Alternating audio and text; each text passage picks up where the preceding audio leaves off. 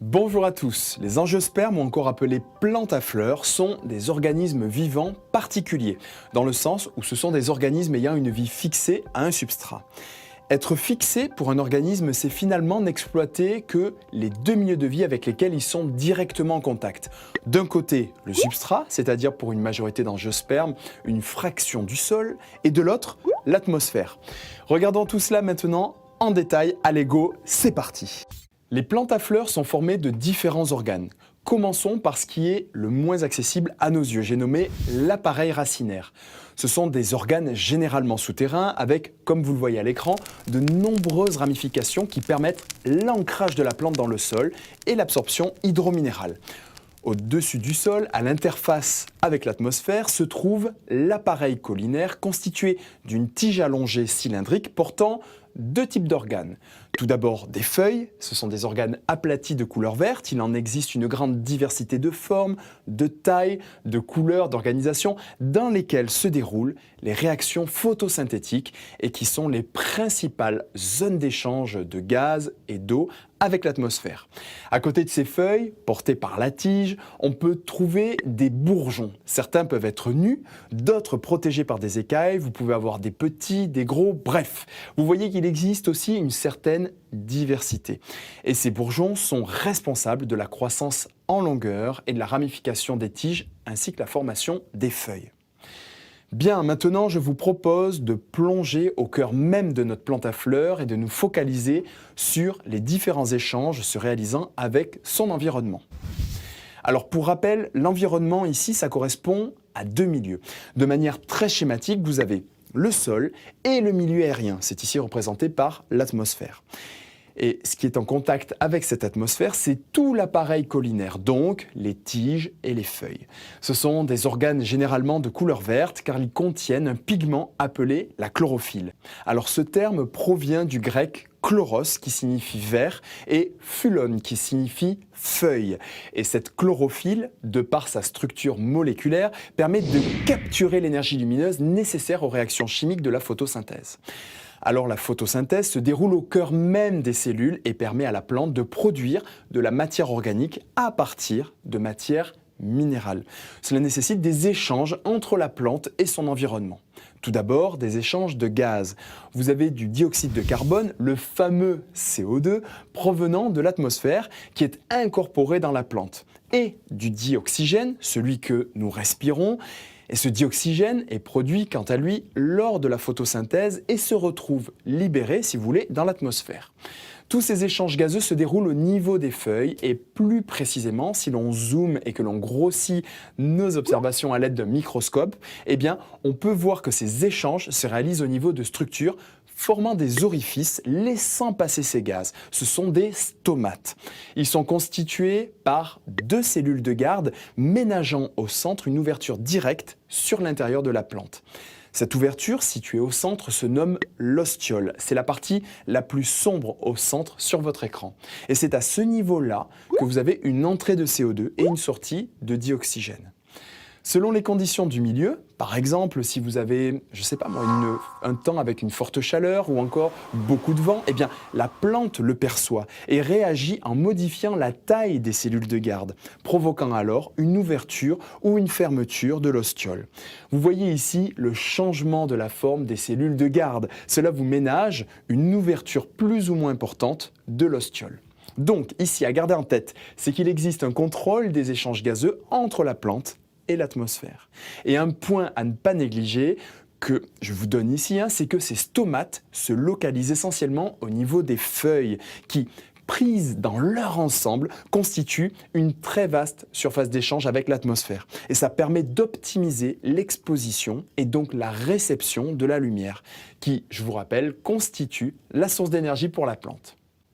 Et oui, car les feuilles sont souvent qualifiées d'usines photosynthétiques ultra perfectionnées. L'apport énergétique de la lumière du soleil capturée par la chlorophylle permet la fabrication de sucre, de formule générale C6H12O6. À partir de quoi? À partir du dioxyde de carbone de l'air, le CO2, et de l'eau du sol, H2O, en rejetant du dioxygène, O2. Allez, je vous intègre tout cela dans le schéma général sur votre gauche. Si je vous ai parlé d'usine photosynthétique, c'est parce qu'ici, dans notre feuille, c'est comme dans une usine. Il entre dans la feuille des matières premières, le CO2 et l'eau, puis dans les cellules de la feuille se déroule la photosynthèse. Ce sont de véritables ateliers de fabrication, abritant, un peu comme dans une usine, des ouvriers, des machines. Dans notre feuille, vous avez de la chlorophylle et tout un ensemble de molécules actives. Puis, il en sort un produit fini, la fameuse matière organique, notre sucre ici, ainsi qu'un gaz, le dioxygène. Et oui, c'est la photosynthèse qui produit le dioxygène dans l'air et qui est utilisé par tous les organismes réalisant la respiration. Bien, nous venons de voir les principaux échanges se déroulant entre la plante et l'atmosphère, notamment ces fameux échanges gazeux. Regardons maintenant ce qu'il se passe au niveau de l'appareil racinaire. Pour une plante, boire, c'est aussi manger. Et oui, l'eau présente dans le sol n'est pas pure. Elle contient des éléments minéraux indispensables à la plante. Ils sont disponibles sous forme d'ions, mais aussi cette eau contient de minuscules molécules organiques comme des petits acides aminés ou des petites molécules phosphatées. Toutes ces petites molécules puisées dans la solution liquide du sol sont appelées les nutriments du sol. Et l'appareil racinaire permet d'absorber l'eau et les nutriments du sol. Quand on observe de toutes jeunes racines, comme ici provenant d'une germination de graines, on peut voir que, même toute petite, elles possèdent déjà toute une multitude de sortes de poils. Il s'agit d'une zone appelée la zone pilifère, au niveau de laquelle vous pouvez y observer une très grande quantité de poils absorbants. Ce sont eux les portes d'entrée privilégiées des liquides et des substances nutritives dans la plante. Mais au cours de la vie de la plante, les racines ne restent dans la plupart du temps jamais seules et s'associent à des champignons vivant dans le sol. Cela forme un nouvel organe que l'on appelle mycorhize. C'est un organe chimérique dans le sens où il existe parce que vous avez une association intime entre ces deux organismes que sont la racine de la plante et le champignon du sol. Si l'on regarde au sein même du tissu racinaire, voici une coupe histologique. On observe bien ici en noir les cellules, ou plutôt on parle de filaments, ici pour le champignon en association avec la racine. Alors le champignon est un virtuose de l'absorption minérale car il est capable de puiser dans le sol l'eau et les ions en grande quantité, puis il en abreuve la plante. Il récupère aussi pour elle de petites molécules organiques déjà toutes prêtes dans le sol. Maintenant, du côté de la plante, la photosynthèse tourne à plein régime dans les feuilles ensoleillées. Une partie des sucres fabriqués parvient au champignon qui lui est associé. Et oui, les champignons ne sont pas verts. Ils ne possèdent pas de chlorophylle et donc ils ne peuvent pas réaliser la photosynthèse. Ils sont incapables de fabriquer leur matière organique. La plante nourrit donc en sucre notre champignon. Ainsi, nous sommes ici dans le cadre d'une association entre deux organismes d'espèces différentes. Elles vivent ensemble, on parle de symbiose qui signifie littéralement vivre avec. L'association est bénéfique pour nos deux acteurs. Aussi, et c'est à garder en tête, ces mycorhizes, comme vous le voyez à l'écran avec toutes ces extensions, ces mycorhizes permettent d'augmenter la surface d'échange entre la plante et le sol. Ainsi, l'eau et les nutriments sont acheminés depuis le système racinaire jusqu'aux parties photosynthétiques de la plante grâce à ce que l'on appelle la sève brute circulant à travers des vaisseaux appelés le xylème. Et la matière organique, produite par la plante quant à elle, est exportée dans tout l'organisme et notamment vers des lieux de stockage comme par exemple les tubercules via la sève élaborée qui circule à travers le phloème. Donc ici, pour vous garder en tête, xylème et phloème forment ce que l'on appelle les tissus conducteurs de la plante. Ok, maintenant que nous avons notre vue générale de l'appareil végétatif des plantes à fleurs, j'aimerais que l'on voit ensemble comment est-ce que l'ensemble se développe. Une première particularité pour les plantes en général, c'est que leur croissance se réalise tout au long de leur vie. Et oui, la croissance est qualifiée de continue. Alors que pour nous, ou pour vous par exemple, passer l'adolescence, généralement, on arrête de grandir. Là, je ne vous apprends rien. Alors, il existe des zones particulières au niveau desquelles se réalise la croissance des angiospermes. Ces zones sont appelées des méristèmes. Ne prenez pas peur, regardons ensemble tout cela. Prenons l'appareil racinaire. Voici une photo en microscopie électronique vous montrant l'extrémité d'une racine. Et voici maintenant ce qui se passe au niveau cellulaire. Regardez, dans cette zone, à l'extrémité de la racine, les cellules sont assez petites. On observe dans certaines cellules la présence de chromosomes et ça, Ça, c'est le signe que vos cellules sont en train de se diviser. Vous avez des événements de mitose. C'est tout simplement une zone de multiplication cellulaire. Un petit peu plus en amont, regardez la taille et la forme des cellules, elles sont beaucoup plus allongées.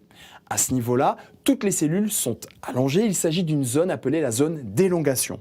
Et encore plus en amont de cette zone d'élongation, on observe la présence en coupe de poils absorbants. Ici, certaines cellules en périphérie se sont allongées et se sont donc différenciées. Vous êtes dans une zone de différenciation, permettant alors la réalisation de la fonction d'absorption. Donc finalement, le développement d'une plante associe la croissance, avec mitose et élongation cellulaire, plus la différenciation d'organes comme une racine que l'on vient de voir, ou encore, et c'est le même principe, pour un organe comme une tige, une feuille ou même une fleur. Depuis ces zones méristématiques, vous avez une édification de nouveaux organes pour la plante. On parle pour tout cela d'organogénèse et comme je vous le disais, elle a lieu toute la vie de la plante. Au niveau de l'organisation générale de l'appareil aérien, on peut remarquer qu'il est constitué d'une tige, que voici sur votre écran, portant des feuilles et des bourgeons fixés au niveau de zones appelées des nœuds. La zone située entre deux nœuds successifs est appelée tout simplement des entre-nœuds. Et si vous regardez bien, je vous schématise en parallèle l'organisation de base, vous avez un entre-nœud, une feuille, un bourgeon. Et cette structure est répétitive. Vous en avez une nouvelle qui succède notre première. Entre-nœud, feuille, bourgeon. Vous comprenez l'idée? On nomme chaque unité un phytomère. Enfin, toujours sur le développement des plantes, on le qualifie de plastique. Alors, qu'est-ce que ça veut dire exactement? Regardez, voici une photo d'un arbre qui s'est développé dans une région très ventée. Et vous voyez que sa forme générale donne un port. Donc le port, c'est l'allure générale, la silhouette si vous préférez. Et bien ici, ce port, il est en forme de drapeau. Vous voyez que toute la partie supérieure est déportée par rapport au tronc et pousse globalement dans la direction des vents dominants. Et oui, aucune branche ici ne se développe face au vent, parce que les bourgeons présents face au vent se dessèchent et les quelques branches qui arrivent malgré tout à se développer grâce à certains bourgeons plus résistants, eh bien, sont très vite brisés. Ici, la forme générale est modifiée, elle est sculptée, et cela vous donne cette silhouette comme un drapeau. L'architecture d'un arbre dépend de son patrimoine génétique, mais vous avez vu qu'il peut être modelé par les conditions extérieures dans lesquelles il vit et il grandit. Et il y en a de multiples, comme la température, la lumière, la gravité, les ressources du sol, mais aussi les autres êtres vivants aux alentours. Les plantes, comme tous les êtres vivants, sont soumis aux facteurs de l'environnement, sauf qu'ils ne peuvent pas prendre leurs jambes à leur cou et fuir si les conditions sont trop difficiles. Ils doivent faire face aux contraintes du milieu, parfois bien rudes. Et leur secret pour tenir, c'est cette fameuse plasticité développementale. Cela signifie que leur développement peut être modifié en réponse aux contraintes du milieu. Cependant, comme chez les animaux, la croissance et le développement plus généralement est aussi une affaire d'hormones. Et oui, chez les plantes, il existe des hormones végétales. Elles sont fabriquées en un point du végétal et circulent dans tout l'organisme grâce à la circulation des sèves.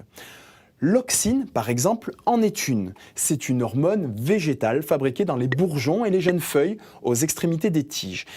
Et cette auxine commande l'allongement des cellules formées par les méristèmes. Vous vous rappelez, les fameuses cellules allongées se situant au-dessus de la zone de multiplication cellulaire. Eh bien, l'auxine contrôle ainsi la croissance en longueur des organes. Et la production de cette hormone est elle-même très grandement influencée par les conditions du milieu.